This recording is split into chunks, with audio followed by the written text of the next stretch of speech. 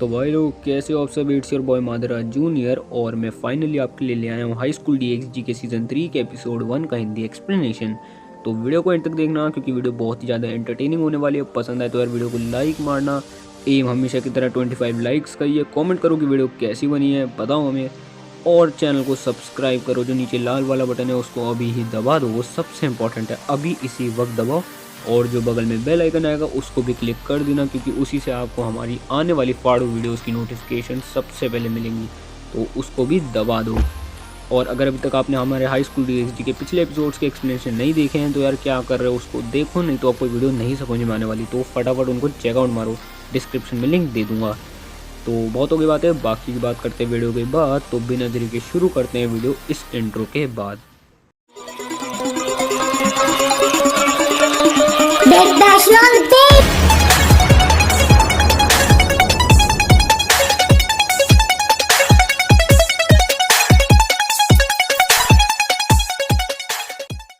तो भाई लोग एपिसोड 1 की शुरुआत होती है ईसे के अश्लील सपने के साथ, जहां पर उसके सपने में जितनी भी लड़कियां यानी कि हमारी रियस, हमारी आकेनो और हमारी आसिया, हमारी कोनिको, हमारी जेनोविया, सब कह रहे हैं कि इसे हमारे छुओ और हमारे साथ मेकआउट करो।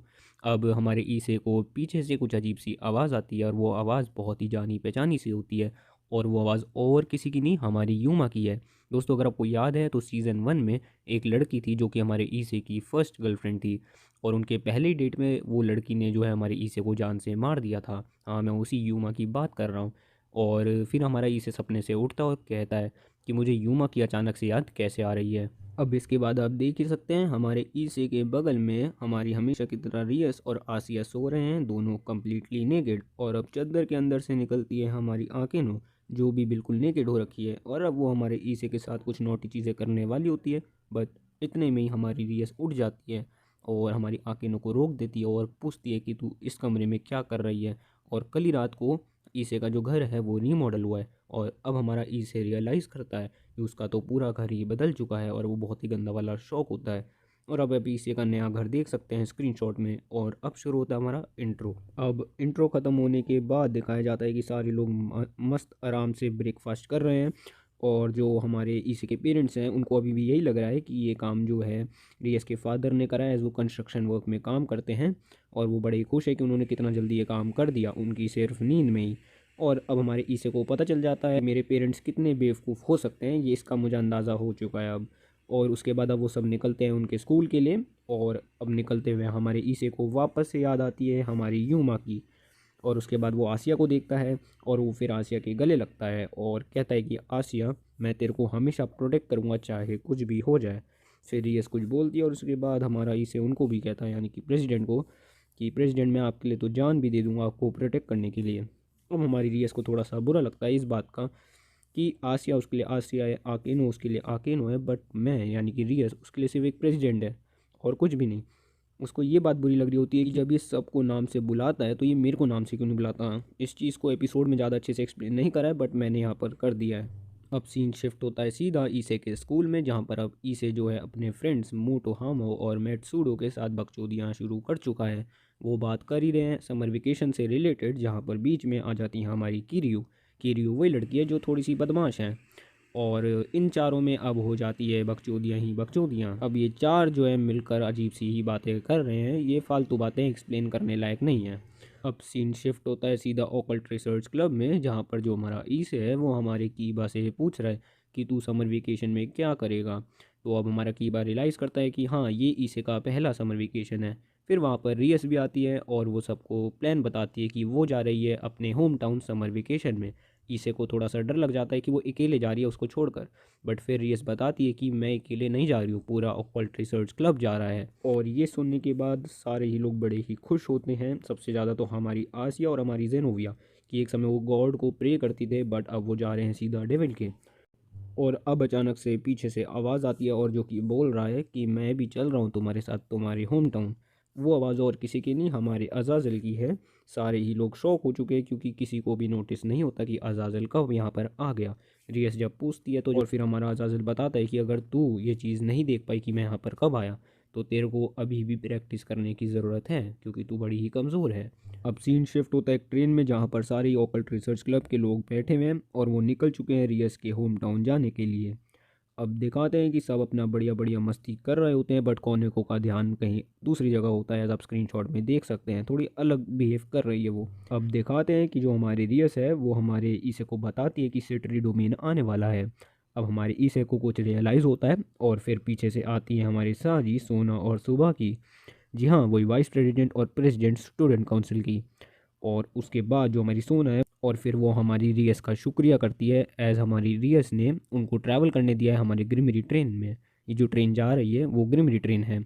तो अब हमारे साथ जी सोना सुबह की निकल चुके हैं हमारे सिटरी डोमेन के लिए और अब थोड़ी देर ऐसे ही बातें चलती हैं और फिर उसके बाद जो हमारी आसिया है वो नोटिस करती है कि ग्रिमरी डोमेन आ चुका है, यानी कि रियस का होम टाउन, और वो कितना बड़ा लग रहा है। और इसके बाद दिखाते हैं कि ट्रेन को अचानक से झटका लगता है, यानी कि ट्रेन रुक चुकी है और ट्रेन के रुकने की वजह से बाकी के लोग अपने ऊपर गिर चुके हैं क्योंकि वो बहुत ही झटके से लगी रुकी है। अब दिखाते हैं कि वहाँ पर अज़ाज़िल और अपनी रियस आती है। अब हमारा जो अज़ाज़िल है वो बताता है कि आज के दिन एक मीटिंग होने वाली है जिसमें बहुत से इंपॉर्टेंट ऑफिशियल्स भी आने वाले हैं। इस मीटिंग में हमारे डेविल्स, फॉलन एंजल्स और एंजल्स तो होंगे ही, साथ में जो दूसरे क्लैन्स हैं उनके भी इंपॉर्टेंट ऑफिशियल्स होने वाले हैं। और इस मीटिंग में क्यूस ब्रिगेड के बारे में बात करेंगे। और क्यूस ब्रिगेड के बारे में आपने पिछले सीज़न में सुना ही होएगा। और इसी गैंग में जो है हमारे वाली और हमारा सन गोकू भी है जिनको आपने पिछले सीज़न में देखा हो। और अब दिखाते हैं कि जो हमारा अज़ाज़िल है वो बाहर चेक करने के लिए गया हुआ है। और अब दिखाते हैं कि ऑकल्ट वाले अचानक से ट्रांसपोर्ट हो चुके हैं ग्रिमरी ट्रेन से कहीं और पे ही, एज आप स्क्रीनशॉट में देख सकते हैं। और अब दिखाते हैं कि हमारी आकेनो, हमारा ईसे, हमारी आसिया, हमारी कीबा, हमारी कोनेको, हमारा जेनोविया और हमारी गैस पर ये ट्रांसपोर्ट हुए एक अननोन जगह पर, बट हमारी रियस ट्रांसपोर्ट नहीं हुई है। जिस जगह पर ये ट्रांसपोर्ट हुए वहाँ पर एक ड्रैगन है जो इन पर अटैक करने वाला है। अब एज रियस नहीं है तो आकेनो लीड लेती है, सबको सबके रोल बताती है, बट कोनेको जो है बिना उसकी बात सुने ही हमारे ड्रैगन पे अटैक करती है और हमारा ड्रैगन कोनेको का सर फोड़ देता है। और आप स्क्रीनशॉट में देख ही सकते हैं इस चीज़ को।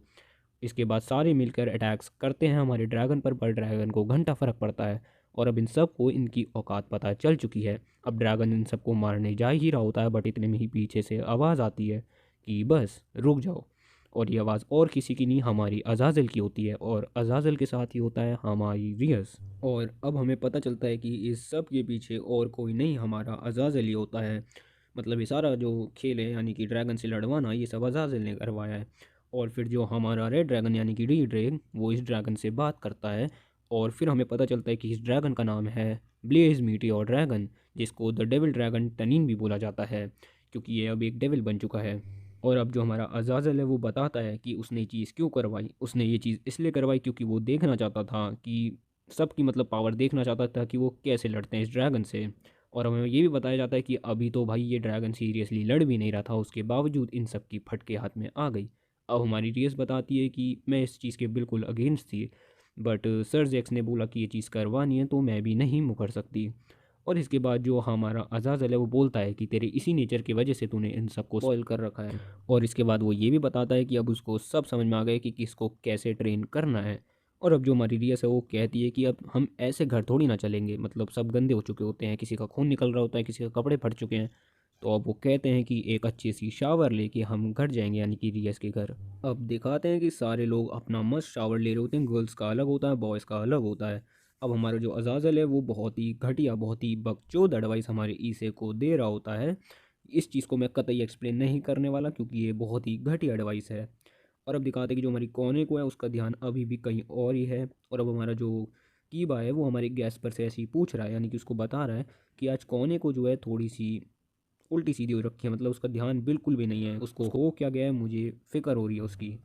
अब सीन शिफ्ट होता है हमारे सोन गोकू पर जो कि उस ब्रिगेड का ही पार्ट है और वो एक लड़की से बात कर रहा होता है। ये लड़की भी कि उस ब्रिगेड की ही है।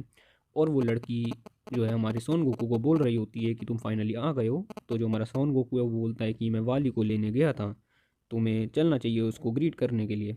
तो जो हमारी कुरोका है, या उस लड़की का नाम कुरोका है, वो बोलती है कि मुझे घंटा फ़र्क पड़ता है वाली से, मुझे तो बस मेरी लिटिल सिस्टर वापस चाहिए।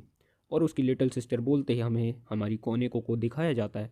और अब आप समझ ही गए होंगे कि वो किस लिटिल सिस्टर की बात कर रही है, वो हमारी कोनेको की बात कर रही है। और यहीं पर ख़त्म होता है सीज़न 3 का एपिसोड 1।